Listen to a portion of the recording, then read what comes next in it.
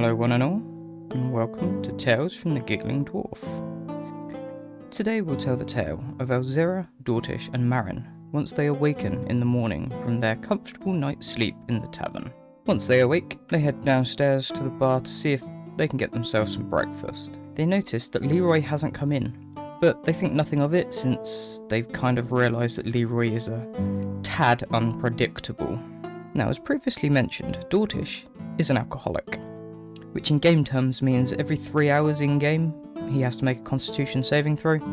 If he fails, he has to drink or suffer either 1 point of exhaustion or some other kind of negative effect. He also has a homebrew spell that allows him to refill his drink, but it doesn't always go well. There is a good chance that something can go completely wrong. Now he's awake, Dortish finally makes his first con save of the game, and fails. Now he is standing in the middle of a tavern, you know, the place where you would get alcohol. But no, he decides he's going to try and use his magic spell to do it. Luckily, it goes off without any issue. This time. The halfling bartender offers him some breakfast for around 5 silver each. Dortish and Marin pay this and get a nice fried breakfast. They love it. Elzira decides to try her luck. She asks for a discount. At first, the halfling says no. However, Elzira tries to sweeten the deal with a massage. Her seductive offer intrigues the halfling, who agrees to it. So whilst Dortish and Marin tuck into their food, the halfling leads Elzira upstairs to a bedroom for his massage. He strips off and lays face down ready. However, Elzira has no intention of giving him one. Instead, she pulls out a dagger and drives it into his shoulder. Shock heel turn, Elzira is the second MurderHobo.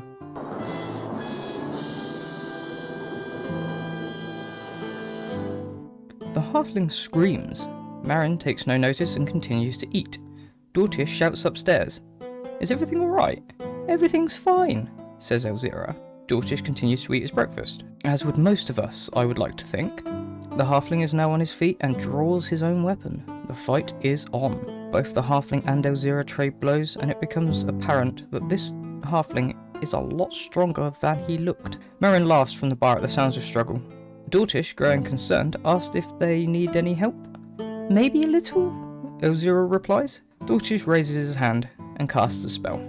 Suddenly, Elzira sees a purple-clawed, ghostly hand rise through the floor and slam the halfling into the ceiling, then disappear. The halfling falls to the floor, dead. With that, Elzira puts her dagger away and wanders downstairs. Marin mentions that it might be best to go and find Leroy before someone comes in here and sees the dead guy. So off they go to find Leroy. Once they do end up finding him in jail, which took them a while, they did have to speak to some guards and bribe some guards, but they got there in the end. Elzira tries to use her womanly charm to coerce the guards. It fails, so they eventually have to pay for his release. Now the party are back together, they head off towards their destination, which is an island off the coast of their current location. Dortish again fails a con save and tries to use his magic. This time it works, but makes his body age a few years, making him weak for a few hours.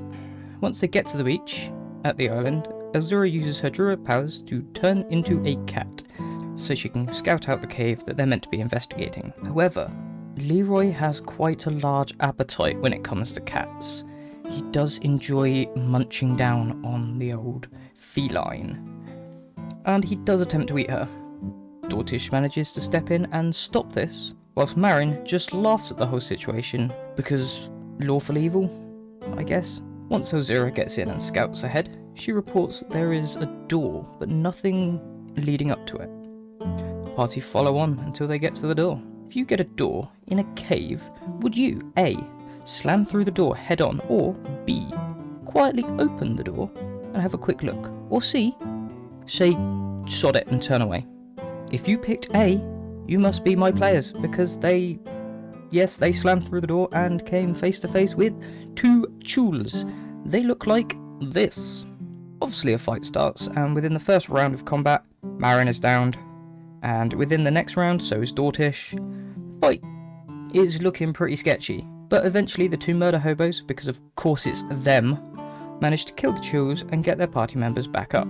They decide to take a long rest in the room once they determine it is now safe to do so. So this is the end of our second tale, and the end of session 1 of the campaign. Next time we meet some new faces, take on some new challenges inside the cave as the party fight through to claim their prize.